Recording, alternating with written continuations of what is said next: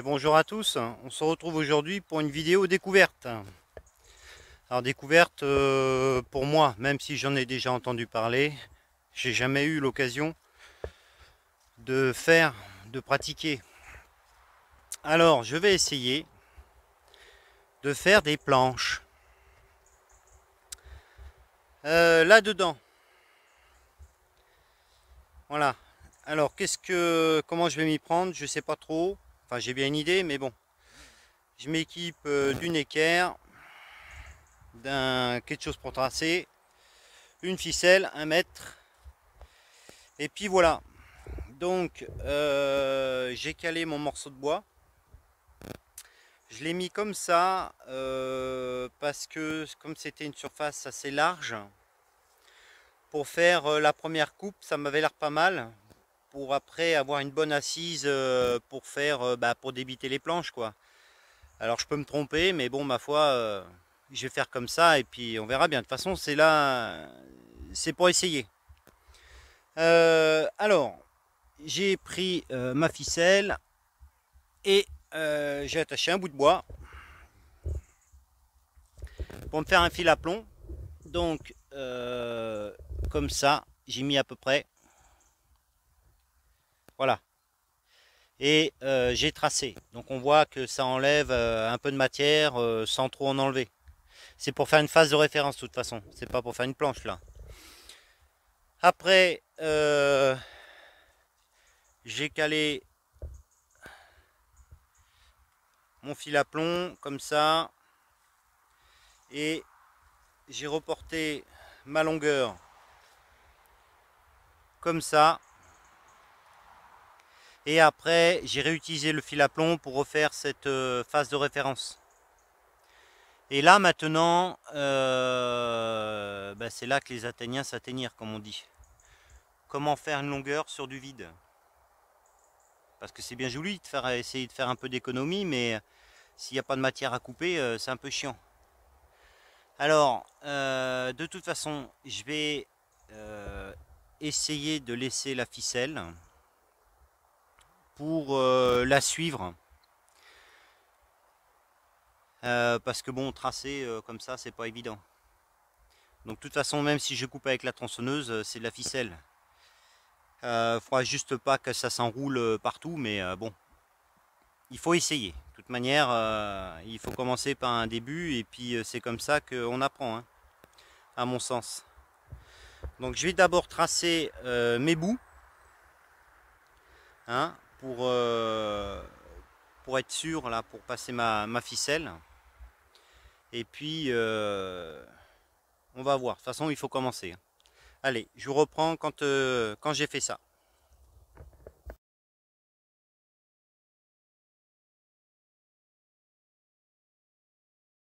Bon voilà, j'ai fait mes empreintes. Une ici et l'autre forcément à l'autre bout. Je vais faire avec quoi? Eh bien, notre petite 64 d'amour. Par contre, je l'ai bien affûté comme un rasoir. J'ai baissé un peu les jauges de profondeur pour que la chaîne respire bien, en espérant que ça fasse pas trop de spaghettis, parce que l'affûtage est vraiment déterminant. Alors là, j'ai pas touché à l'angle d'affûtage. Il faudrait l'affûter à 10 degrés pour que ça coupe le copeau, que ça fasse pas des spaghettis. Alors j'ai pas la machine, donc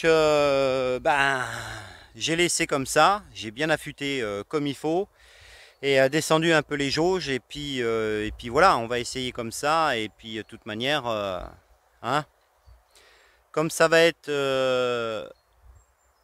à la verticale, elle devrait pas trop bourrer, hein, parce que je vais couper toutes mes planches comme ça. Je vais pas le faire, à plat, parce qu'il faudrait des coins pour pas que le poids de la dose ou de la planche serre la chaîne. Enfin bon, bref. Là, on le fait vraiment comme ça pour voir. ce que ça donne et puis voilà, hein. Donc pas de, hein, pas d'affolement. Et puis je suis là pour découvrir, pour apprendre, et puis on verra bien ce que ça donne, hein. De toute façon, c'est du bois de feu, hein, donc ça peut pas être pire que, hein. Allez, je vais mettre ma ficelle, et puis ou je sais pas comment je vais goupiller ça, ou me faire un repère au milieu, et puis après m'aligner. On va voir. Je prépare ça et puis je vous reprends. Donc voilà, le pré-tracé. Au début, un repère au milieu et l'autre tracé ici. Alors c'est pas, ce sera jamais parfaitement droit, mais on va bien voir. Il faut essayer pour savoir.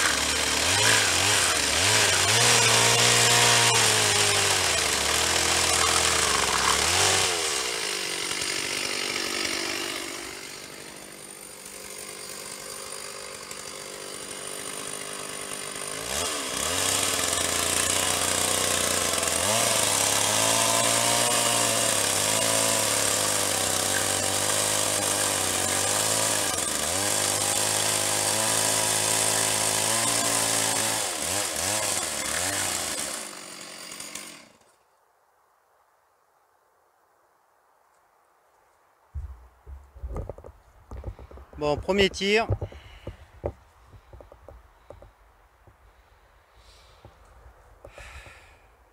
Ouais. Bon, c'est pas parfait, mais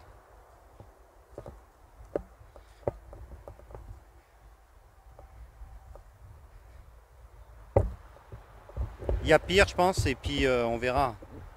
Allez, je fais la coupe et puis on reprend après.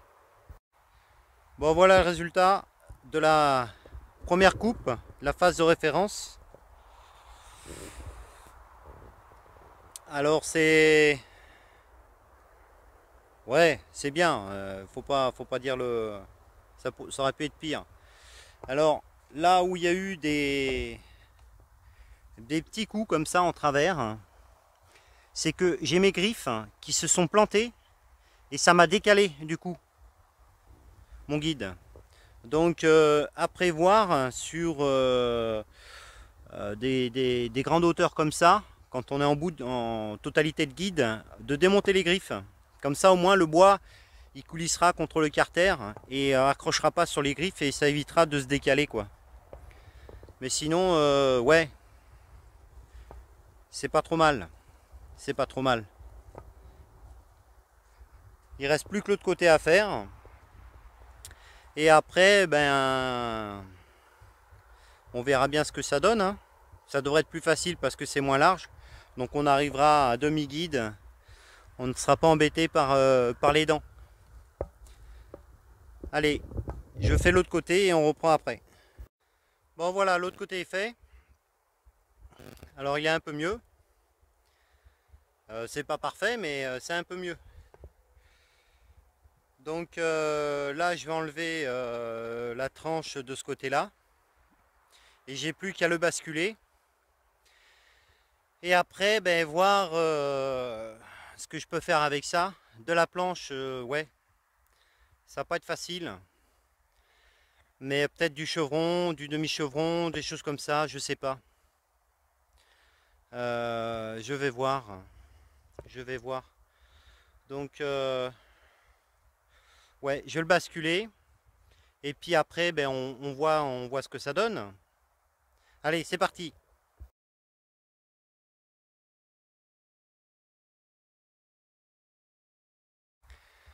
Bon, voilà. Un coin est fait. Pas évident quand même, hein. Pas évident du tout, hein. Donc ça, c'est la première face pour pouvoir après eh bien, couper des tranches hein, pour faire de la planche. Alors, on va dire que c'est brut de sciage. Hein. À main levée, pas évident. Bon, en plus, c'est du châtaignier, donc c'est pas forcément du bois très très tendre. Mais, vous voyez, les copeaux spaghetti. Et donc, l'affûtage à 10 degrés permet d'éviter ça. Mais bon, ça l'a pas gêné. Elle n'a pas bourré une seule fois. Après, bon, j'ai pas forcé comme un âne non plus. Hein. J'avoue que là, je prends mon temps et puis j'essaye de faire ça le mieux possible. Bon, après, ça fera ce que ça fera. Hein.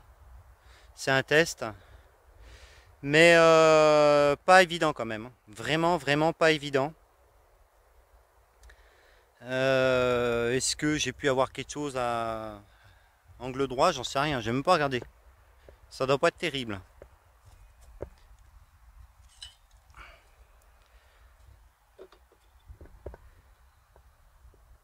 Ouais.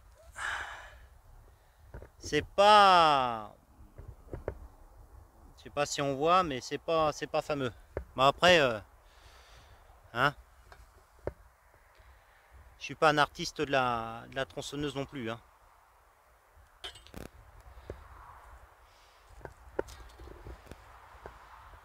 Pour faire de la planche, ma foi. Mais ceci dit, avec un guide, avec une gruminette, forcément, ce sera quand même plus facile. Mais je voulais absolument tester, tant que j'avais la machine là, la 64. C'est vraiment le top. Hein. Il faut vous dire qu'il faut minimum ça pour faire de la planche. Honnêtement, je peux pas vous le dire parce que j'ai pas assez de recul, mais là, c'est quand même violent avec celle-là. Hein. Donc, pour faire ces sections-là, ouais, je pense que c'est un peu gros. C'est un peu gros. Bon, force pas du tout, mais c'est un peu gros. Je pense qu'avec une 44, pour des morceaux comme ça, c'est assez. C'est assez. Sinon, ouais, pas évident. Ça se fait, faut prendre son temps, mais c'est quand même pas évident. C'est pas évident. Allez, je reprends, je continue.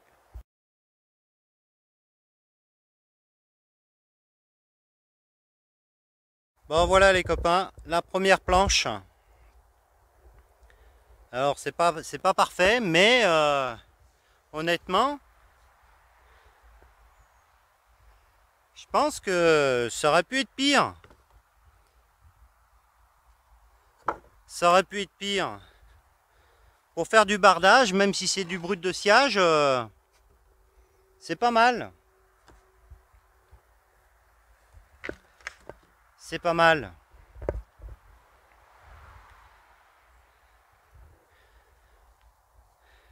C'est pas mal du tout.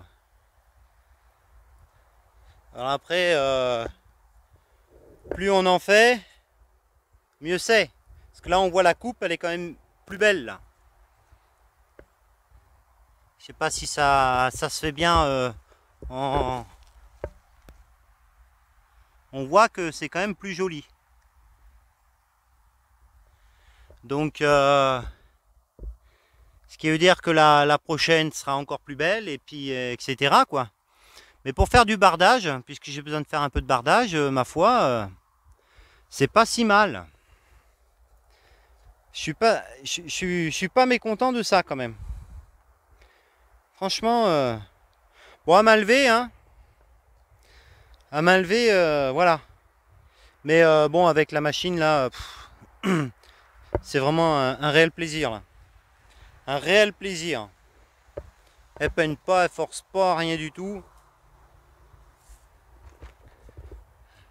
Je suis vraiment content du résultat.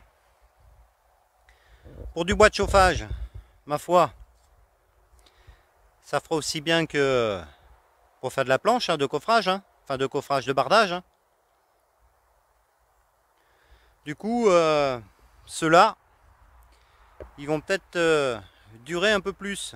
Parce que je pense que je vais faire des petits bouts de planche avec.